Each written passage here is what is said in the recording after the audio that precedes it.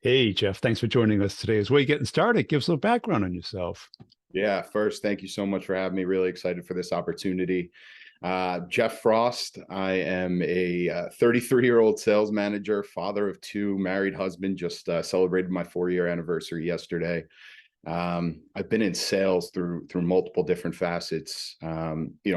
Predominantly as an IC up until the last couple of years, selling multiple different products and solutions, going back right out of college. So 10 plus years now at this point. Cool. And why sales for you? Oh, I think it was more of a destiny thing. I've been told, although professionally I've been doing sales for 10, 11 years, I've been told I've been selling since birth. Yeah. Uh, but no, what I've really adapted and learned is it's competitive. You get what you put in. I have a quasi athletic background. So Quasi. so I think there's a lot of a lot of translatable skills, lessons, and things you learn coming from playing sports that translate really well into the world of sales. So it's always kept me really engaged, and something that you continuously kind of challenge yourself and push yourself. And I think the parallels between sports and sales are very closely aligned. And why'd you move into leadership? Yeah. Getting old? To be quite honest with you, my path into leadership was, I think, a little bit different, and one that I recognize I'm very lucky to kind of have gone through. There was an opportunity for me as I was an IC, kind of doing my thing, doing pretty well, and really actually enjoyed it. Never really had the thought about jumping into leadership at that point in my career. I think it was something I always viewed a little further down the line for me. An opportunity had come up, and a couple of people, peers that I was working alongside, kind of nudged me on the shoulder and said, hey, this opportunity's here. It's presented kind of equally to all of us, but we think you'd be a great fit for it. Like, you know you should consider it. And I was like, kind of would laugh it off, I think, a bit, but went home and did some reflection, and viewed that as like a huge sign of one, respect, but two, kind of made me do a little bit of like man in the mirror, if you will, right? Like, maybe I'm not seeing something in myself that someone else was seeing from me. And ultimately, decided to take the leap, right? If someone that was a peer of mine was basically saying, hey, come, like, you could be my boss, for lack of a better term, tomorrow, that showed a lot, and something that I was like, okay, maybe it's time to challenge myself a bit. And how do you like it? Listen, I love it. It certainly has its ups and downs. It's no more an I game. It's definitely a we game, Yeah. and it poses its challenges for sure. I think, what's beautiful about it. You got to focus on the beauty, right? You focus on, You can't because focus on the other, the yeah, ugly. yeah, Yeah. yeah. The other stuff, yeah, I mean, definitely it's challenging, but there's challenges in everything, right? It's more of how you respond and react to those things and situations. But look, it's easy to control your own kind of destiny if you're selling and you're only responsible for your number. Right. The responsibilities change, but ultimately, bringing those people alongside with you can make it's playing that mental game with yourself. So ebbs and flows, like all sales role, and I'm sure all jobs in the world. But I think it's a thing of beauty when it goes off right. It's really, really fulfilling. Because the motives are reasonably different, right? Because when you're an individual contributor, it's pretty much you eat what you kill, and you pay some attention to what's going on, but you try not to pay too much attention to what's going on. But Exactly. then you get into leadership and you think, well, you can make a lot of the classic mistakes. I'll hire people just like me because I know how to manage me. Oh, huge learning lesson. And definitely something I struggled with, and I'm sure that there's still a degree I struggle with it today. At some points, it's definitely a challenge. But that first year was really, really an incredible eye-opening experience, right? The way that I respond to coaching feedback, you quickly learn. If Not you're working everybody with two does. people, they're not doing it the same way, right? As soon as you get someone else kind of under your wing, that whole communication style, varies and changes. And yeah, the eat what you kill stuff is definitely a big part of being an IC and a high performing rep. But you get over and your manager saying, hey, you're not performing up to speed. Well, as a rep, I'm like, okay, well, let me get there. I'm going to show you. Now you go have that conversation from a leadership side of the table, and some people clam up under that pressure. You're not going to maximize or get the most out of them. So that mental game is one that was definitely a big learning curve for me, I would say, in my first year, and something you still revisit now and then today. Yeah. And what's been the hardest part of it? I mean, I think just adding on that, I think the hardest and most challenging part is managing when you manage a the large team, 8, 10, 12 people. Those are 8, 10, 12 personalities. And you may very well get 8, 10, 12 completely different personalities, right? Not even where you get 1 or 2 that are slightly aligned. And I think just finding that common ground has been something that's been really important for me, right? What can we all kind of focus on together? And then communicating differently with each and every person. But it definitely is a struggle, right? When performance is good, it's easy, It's and easy. everyone's very excited and gung-ho, and you have a little bit more rope, if you will. When things get tough, that's what brings out all the all the challenges, I think. And but yeah, just communication with a broad group of people, with a broad group of motivation. It's a challenging part of leadership, and I think it's why it's not really built for everyone. It's not. And I think a lot of people do it for the wrong reasons, being like, oh, it must be the natural next step, or I'm 30, or I'm burnt out being a rep.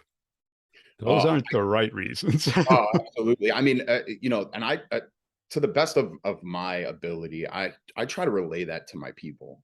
Like, I understand more than anything the ebbs and flows of sales, tough quarters, going into a Q4 on a tough year, right? Limited selling days, right? Like, hey, you hit a goal, you work really hard, you push that last couple of weeks of a quarter, and then what do? We get right back on the horse and go after it again. Yeah. So that's easy to burn people out, right? And I think there's some things that you can instill to help with that feeling, that little natural, I think, lack of motivation at times. But yeah, I mean, I can't tell you how many times I've had a conversation with a rep, a leadership opportunity opens up, and they come to you and say, do you think I'd be a good fit? And the first question I'm asking is like, well, what do you really want to get out of it? Are you tired of doing this? Because if you're just tired of doing what we're doing every day, it doesn't Yeah. stop when you become a leader. It actually becomes maximized in a different Way. way. Yeah. Yeah. Well, because you go from having one number to having 8. Yeah. Yeah, that's absolutely right. And the goal is, I mean, obviously, to have 8 stellar, top-notch, top-tier President's Club type individuals. But the reality of the situation is, it's probably not what the situation is really going to look like inside the walls. So, again, just kind of managing that, and speaking to, like, finding out what motivates you, and where you see yourself in 2 years, 5 years. And, like, the game is still the same, right? It's the worries are a little bit different. The day to day might be a little bit different, but ultimately, if you're burning out here, what are the reasons for that, right? Because if it's something that is a part of your process, you're going to see it a lot more on the back end, no matter if you're managing people or managing a team, an org, whatever that looks like. And how did you do with like the internal administrative side? Because that goes from 10 to 20% of your time to probably 30, 40% of your time. Great point. I think exceptional time management. Yeah. I tell people all the time. It's very funny. I had a rep recently come to me, and the great individual, and really tidy, very process driven, but at times a little unorganized, right? And I was like, hey, like, a lot of the things you're doing really well are great, and they'll transfer, right? But this level of being disorganized, that gets put under a magnifying glass. Yeah. and multiplied by 10 when you're being pulled in 8 directions, organizationally a direction, 10% personal growth, all those hands are kind of coming at you at that point. And something that may be a little problem for you here ultimately becomes a huge problem. I think time management, organizational skills are definitely a struggle early on, but something you have to work on like all the time. And how did you handle that? Did you time block? Did you have, certain days of the week where you just block out completely? You keep, Yeah, yeah, exactly. I think as a seller, you could probably open up my calendar and see, maybe 5, 6, 7 hours a week blocked off for things.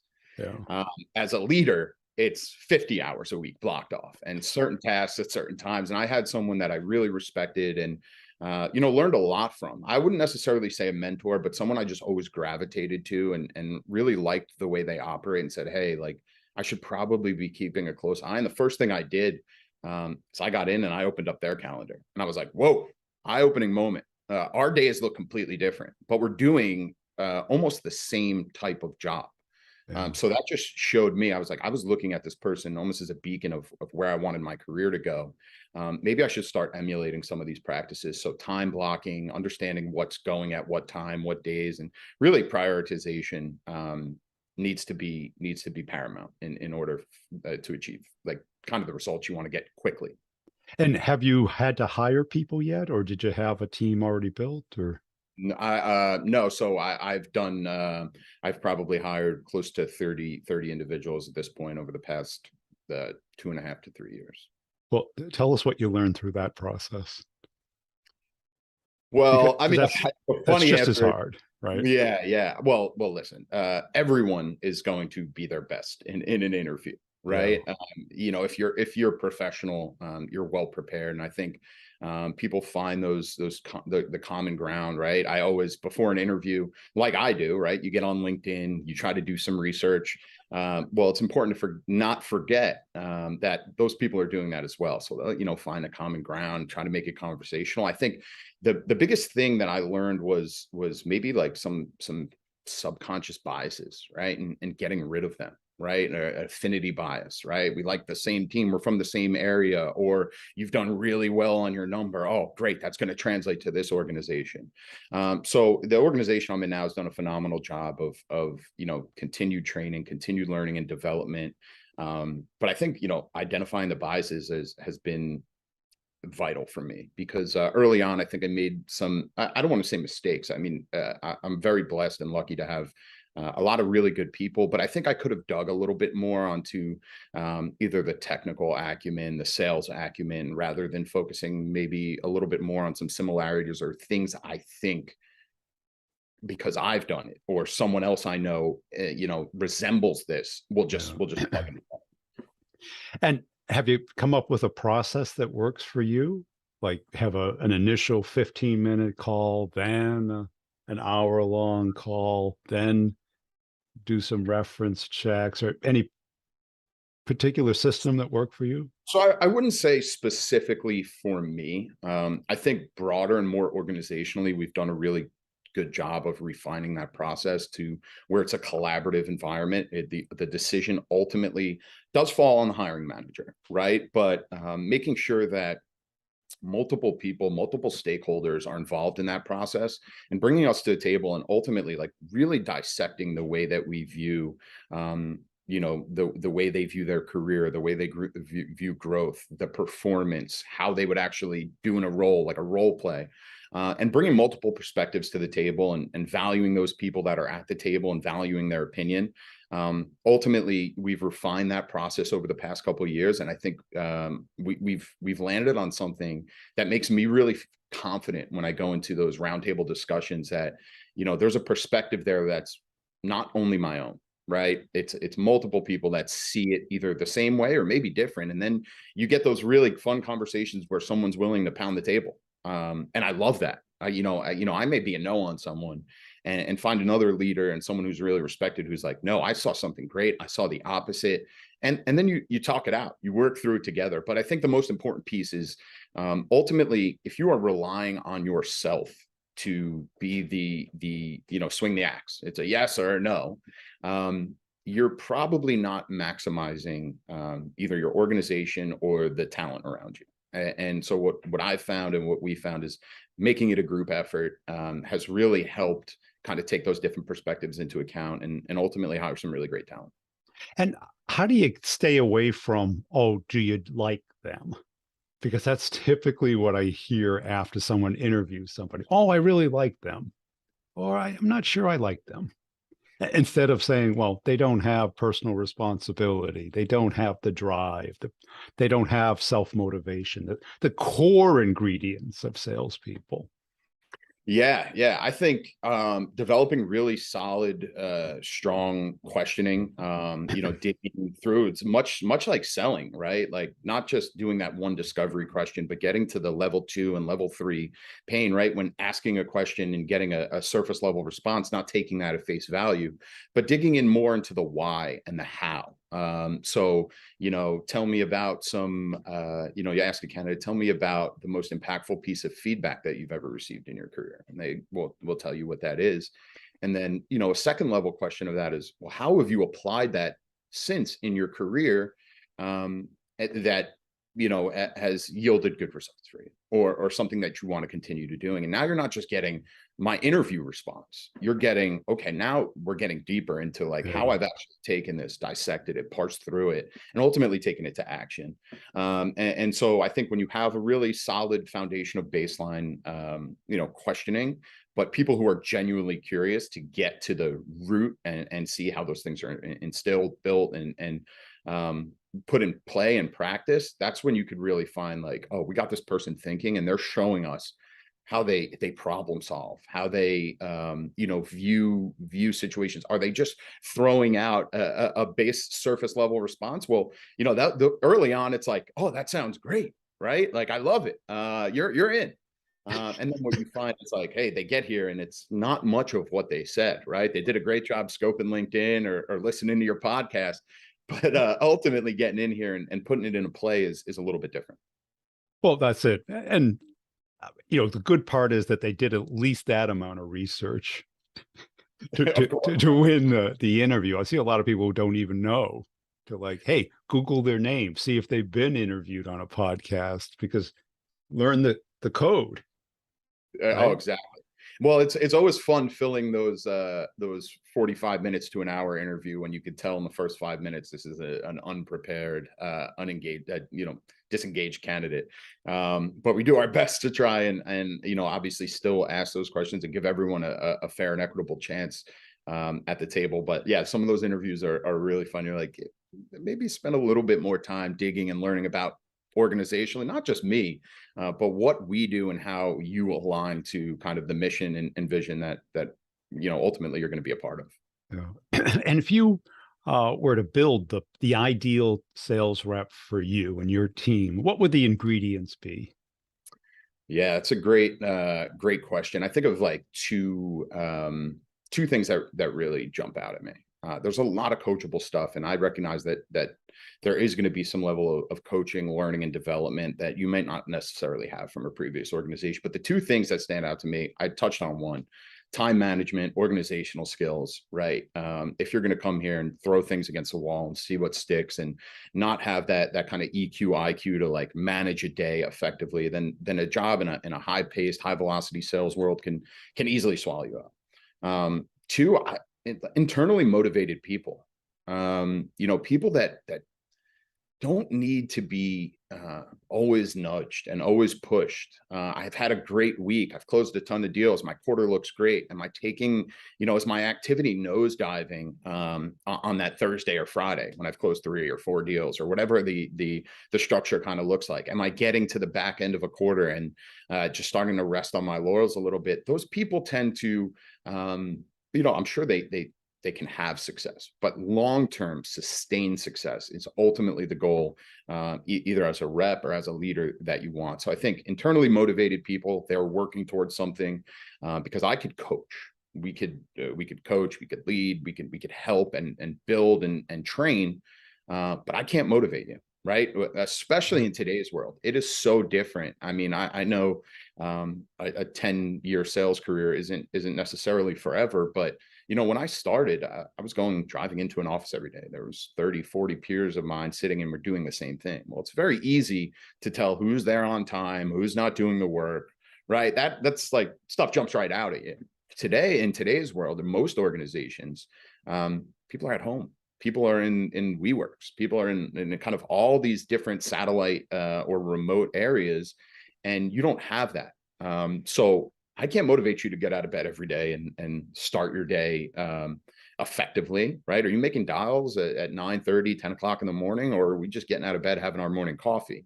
What I find is the people who are motivated and they have a vision for themselves in their career, they're going to do that. You don't have to worry about them. Our one-on-ones going to be less about, hey, are you on? Are you clocked in? Are you doing your thing? And more about, hey, how can I help you with this deal? How can we unlock this? You're doing really good here. If we just focus on X, Y, and Z area, we could really maximize, ultimately the results. But those two things, like organization, protecting of their time, calendar management, time management, and internally motivated people, I feel really confident in myself and my team that we could kind of do the rest. And there's coachability, and then there's the people that really crave it. And then there's the people who kind of fake it and then rationalize why they're not doing it. Oh yeah, you see it all the time. Yeah. I think people who crave the feedback, I mean, bring them all to me. Yeah. Bring them all. I want them all. It's easy to help people when they ask for it. Right? The role of a leader or a manager, it's funny because it toes the fine line, but you don't want to be a babysitter, right? And No. there's a massive difference there. And what you find is the people who crave that feedback and they really truly want to develop, they're relentless. And it's like, let me be the one to say, hey, let's carve out some time for this. I don't want to be on the other side of the fence where I'm like, hey, can we carve out some time for this? Right? I haven't talked to you in a week. I see we're not really doing, the necessary things. It's hard to get those people to where you want them to be. And ultimately, like, it may not be a fit, right? The people who are craving that feedback, they're the people that you want in the foxhole with you. Like, hey, we're going on here and we're going together, and I'm here to help you all day. Yeah. And then there's the people who, are willing to take it, but then they explain why it's not going to work in their unique situation. Well, I mean, listen, I think there's multiple ways to get things done. What's the old adage? I think there's multiple ways to skin a cat. I'm probably not super politically correct today, But for the cat lovers. yeah, for the cat lovers, exactly. And I'm sorry for any viewer that are. But look, it shouldn't be me telling you my way, right? We are in a partnership. This is a collaborative effort. I need you ultimately to perform so that I could get to where I want to go. And you need me to perform as your leader so you can get to where you want to go. So we're kind of in this together. I think all too often and early in my career, even, it was like not a battle, but hey, I'm getting this direction because of X, and I don't feel it's necessary. So I'm going to kind of do it my way. And if you don't have that buy-in and work really, really hard at developing that relationship with one another, it can seem as a leader swinging the axe or the sword and making all the decisions for you. I really want to be in a room with someone who wants the feedback, because I want to learn from them, right? I'm not here to sit and tell you the way it needs to be done. Right. I'm here to figure out a way that maybe we take a little bit of what you bring to the table, a little bit of what I bring to the table, and ultimately still march forward to the same target. Because I'm sure, like, when you ask a question like, well, why do you think it's not working? And you get something that's more like an excuse than a reason. Oh, my territory sucks, or it's this, or it's that. And you're like, that's part of it, but that's a small part of it. The real thing is this. Or, maybe try this. What do you do with that type of person? Have you found the secret sauce with those difficult people who are really defending their either their skill set or their work ethic or their creativity? Secret sauce, I think, would be a little generous. I have some things that I don't think there's a magic potion or a secret sauce. I think I found what works for me a lot, but it's also ultimately about finding kind of what works for them. So, something I do is just really try to understand before we get into these conversations, what does he or she want to be, right? What are their motivations, right? And then meeting somewhere in the middle. So if someone's telling you, you're getting every one-on-one and you're like, tell me about your career, you're doing a PDP or performance development or a professional development, and they're like, I want to be the top person, I want to be the top rep, I want to go to President's Club. An activity I like to do is really pull those people up. Let's see. Let's put them side by side, right? This is what you've told me you want to be. I didn't tell you what I want you to be. I've Yeah. asked the question. I'm trying to learn about you. And then let's see. Let's see, right? Are we doing the correct things? Let's pull up their calendar. Let's pull up, Salesforce. Let's pull up some of the data and reports and allow that to tell your story a lot more than just us having this relationship. So I think I've tried to rely on some of the data I have at hand, some of the reporting that I have to ultimately say, hey, either you're telling me this, but this is where we are. Like, here's the gap. Let's work to close that gap, and maybe this conversation is a little bit more relevant once we close that door a little bit. And how long does it take to build that type of rapport with them, where they're open to it and willing to internalize it instead of just smile and nod?